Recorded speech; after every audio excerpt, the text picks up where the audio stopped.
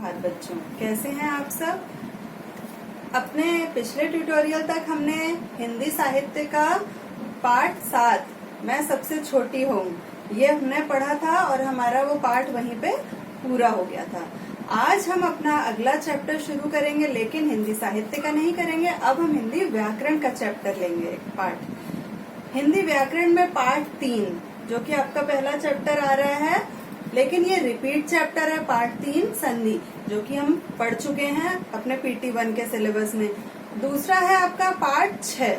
Part 6 है जो कि मैं आपको करा चुकी थी extra chapter by mistake PT 1 में ही, तो वो आप पिछले वीडियोस से देख लेंगे, पिछले ट्यूटोरियल्स से देख लेंगे वो चैप्टर। और अब अगला चैप्टर है हमारा पार्ट 8 संज्ञा। ठीक है, तो आज हम पार्ट 8 शुरू कर रहे हैं। संज्ञा।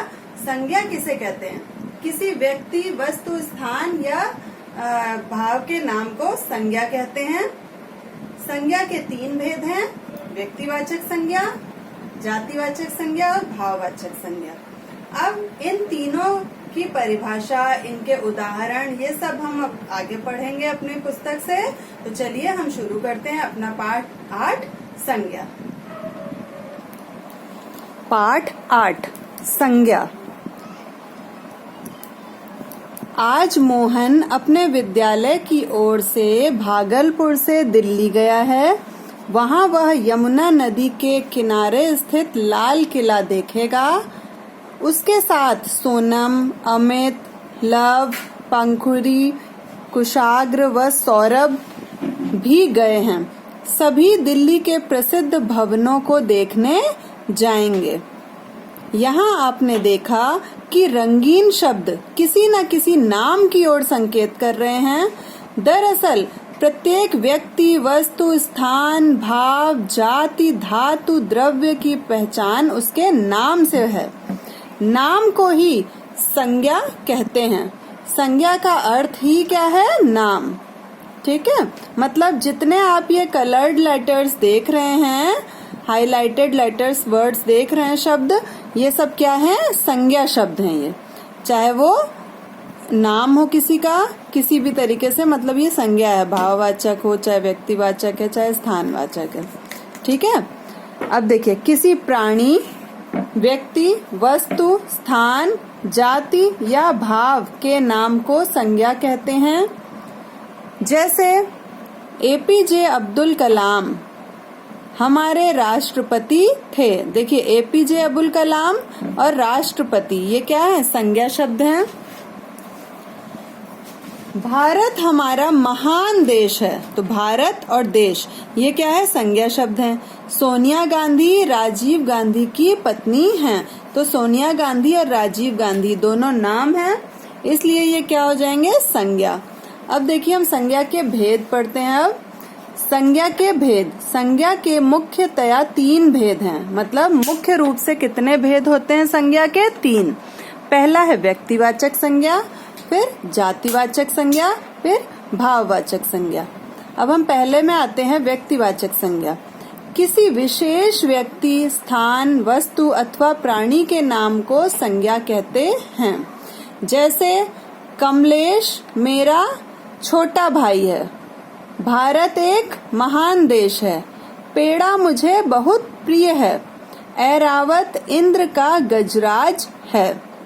इंद्र के का वाहन कौन था? हाथी, और उसका नाम क्या था? ऐरावत। अब देखिए, कमलेश, भारत, पेड़ा, ऐरावत, ये सब क्या है? व्यक्तिवाचक संज्ञा है। ठीक है, अब देखिए, व्यक्ति क्या हो गया? कमलेश, है ना। स्थान क्या हो गया? भारत एक स्थान हो गया, स्थानवाचक संज्ञा हो गई है, विशेष स्थान हो गया। पेड़ा विशेष वस्तु हो गई। ऐरावत विशेष प्राणी का नाम हो गया। अब दूसरा है आपका जातिवाचक संज्ञा। जिन संज्ञा शब्दों से एक ही प्रकार के प्राणियों, वस्तुओं, स्थानों के समूह या जाति का पता चलता है, उन्हें जातिवाचक संज्ञा कहते हैं। जातिवाचक संज्ञा बहुवचन में होती है। जैसे, अब ये ध्यान रखिएगा कि जातिवाचक संज्ञा हमेशा किस में होती है?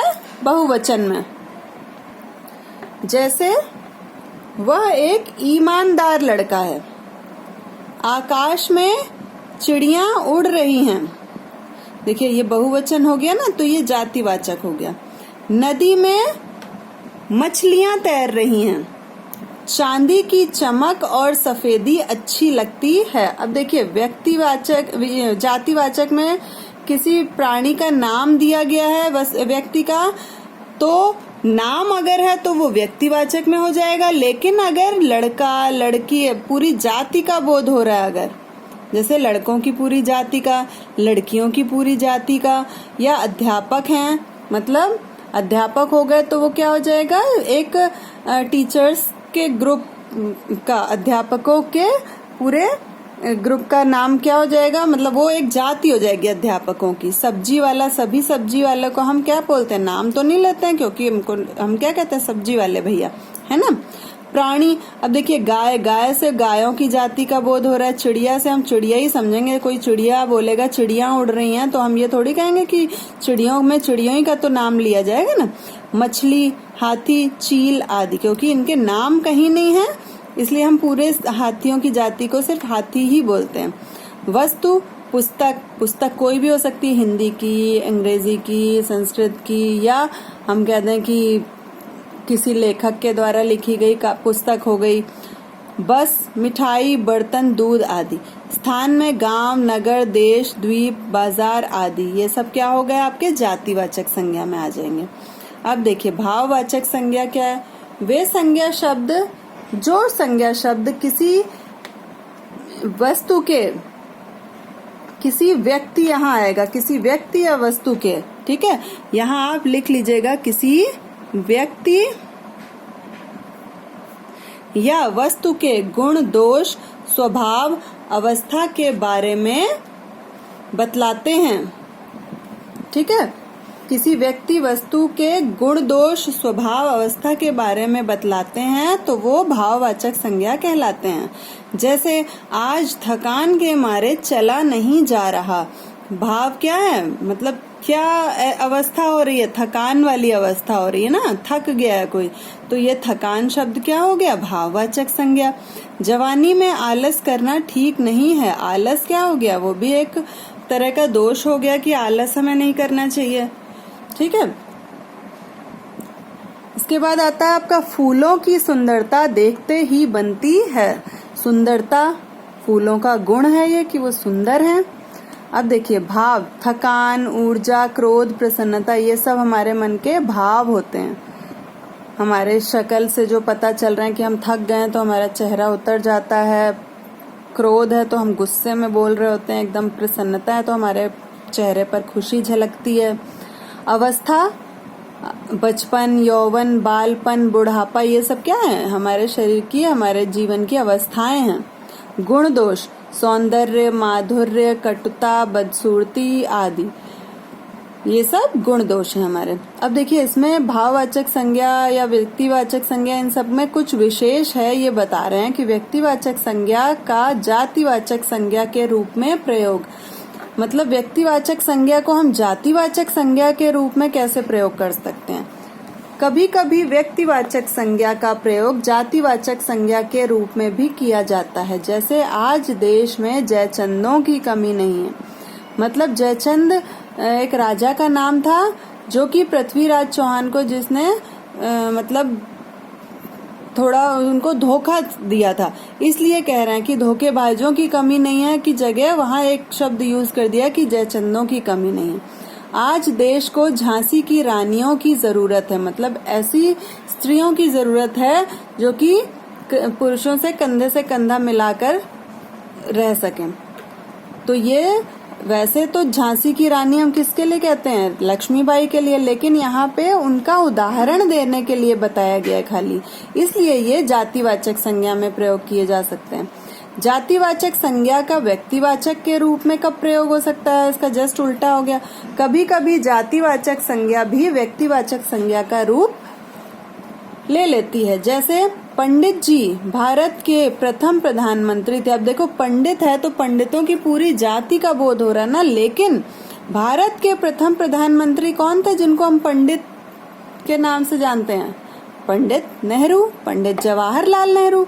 तो यहाँ पे पंडित से मतलब पंडितों की कम्युनिटी से नहीं है, यहाँ पंडित से मतलब है पंडित जवाहरलाल नेहरू जी के नाम से, इसलिए ये पंडित यहाँ व्यक्तिवाचक संज्ञा के रूप में प्रयोग किया गया है। ऐसे ही ये भी उदाहरण है कि गांधी जी को सब पूजते हैं, यहाँ गांधी का मतलब महात्मा गांधी जी से है। अब देखिए अगला पॉइंट क्या है इसमें विशेष में, भाववाचक संज्ञा सदैव एक वचन में प्रयुक्त होती है। भाववाचक संज्ञा क्या होती है, हमेशा एक वचन में होगी। सुंदरता, सुंदरताएं नहीं बोलेंगे हम, सुंदरता, कटुता, मधुरता, तो ये सब एक वचन में होता है। बुढ़ापा, बचपन, तो भाववाचक संज्ञा सदैव एक वचन में प्रयुक्त होती है। अब जातिवाचक संज्ञा का प्रयोग बहुवचन में होता है। अब जातिवाचक संज्ञा का प्रयोग बहुवचन में होता है जब हम भाववाचक संज्ञा को बहुवचन के रूप में प्रयोग करते हैं, तब यह जातिवाचक संज्ञा बन जाती है। अब देखिए बुराई का बुराइयां हम लिख सकते हैं, लेकिन कैसे? बुराइयां चरित्र को गिरा देती हैं। मतलब अगर हमारा चरित्र अच्छा है लेकिन अब हमें अगर बुराइयां आ गई हैं, तो अगर वो लोग देख रहे हैं तो वो समझ सकते हैं कि अब ये अच्छे से बुरा व्यक्ति बनता जा रहा है, क्योंकि इसके अंदर बुराइयां आने लगी हैं। उनके बीच दूरियां बढ़ रही हैं, तो ये दूरी, बुराई, ये सब है वैसे तो भाववाचक संज्ञा, लेकिन ऐसे अगर प्रयोग हो रहे हैं तो यहाँ बहुवचन में प्रयोग किए जा सकते हैं। इसके बाद है भाववाचक संज्ञाओं की रचना। भाववाचक संज्ञा बनाई कैसे जाती है? कुछ संज्ञाएं मूल रूप से भाववाचक होती हैं, किंतु कुछ भाववाचक संज्ञाएं मूल रूप से प्रत्यय के जोड़ने से बनती है। मतलब जब हम प्रत्यय, एक पहचान ये भी होती है भाववाचक संज्ञा की कि पीछे प्रत्यय उसमें लगा होता है। भाववाचक संज्ञाएं जातिवाचक संज्ञा, सर्वनाम, विशेषण, क्रिया तथा अव्यय से बनाई जाती हैं। 4 चीजों से बनती है भाववाचक संज्ञा: जातिवाचक संज्ञा, सर्वनाम, विशेषण, क्रिया और अव्यय। इन 5 चीजों से हम भाववाचक संज्ञा बना सकते हैं।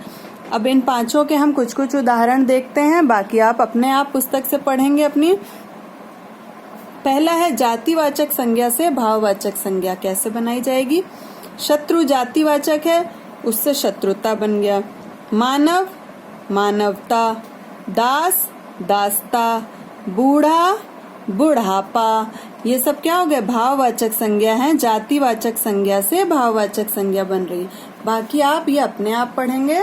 इसके बाद दूसरे में आते हैं हम, सर्वनाम से भाववाचक संज्ञा अब कैसे बनाई जा सकती है। सर्वनाम है जैसे मम, तो मम मीन्स मेरा होता है, तो मम से ममत्व, स्व से स्वत्व, निज से निजत्व या निजता भी बनता है। अहम से अहंकार, इसका ये आप अपने आप पढ़ेंगे। विशेषण से भाववाचक संज्ञा, भाववाचक लिखा है यहाँ भाव कर लेना, भाववाचक संज्ञा। सुंदर से सुंदरता, मीठा से मिठास, कड़वा से कड़वाहट, ये आप अपने आप पढ़ेंगे ऐसे ही।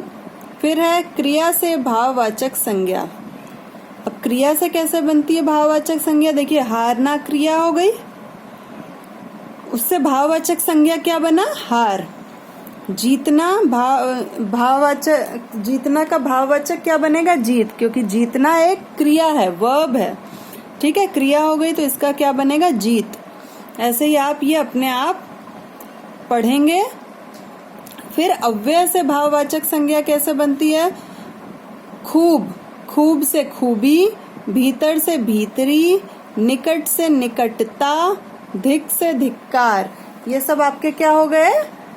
भाववाचक संज्ञा बनाने के, कि कैसे भाववाचक संज्ञा जातिवाचक संज्ञा से बनती है, सर्वनाम से कैसे बनती है, विशेषण से कैसे बनती है, क्रिया और अव्यय इनसे कैसे बनती है। तो ये आपका एक तरह से होमवर्क भी है कि आप ये आप होमवर्क आपका हो गया। यहाँ से आप पढ़ेंगे और ये पूरा, और ये भी पेज पूरा आप यहाँ तक पढ़ेंगे अपने आप। और एक होमवर्क आपका और है कि इसके पीछे जो भी आपके अभ्यास कार्य हैं ये भी आप स्वयं करेंगे। सबने संज्ञा चैप्टर पढ़ रखा है, क्लास 2nd से पढ़ते आ रहे हैं। कोशिश कीजिएगा, एक्सरसाइज बुक में फिल कीजिएगा पेंसिल से। फिर अगले ट्यूटोरियल में मैं भी आपको एक्सरसाइज कराऊंगी। आप मैच करिएगा, देखिएगा कि आपने कितना सही किया था और कितना गलत हुआ और क्यों हुआ। अपने आप से आप समझ जाएंगे कि आपको कितना चैप्टर समझ आया। ठीक है, तो आज के लिए इतना ही। तब तक के लिए अपना ध्यान रखें, अगले ट्यूटोरियल में मिलेंगे। धन्यवाद।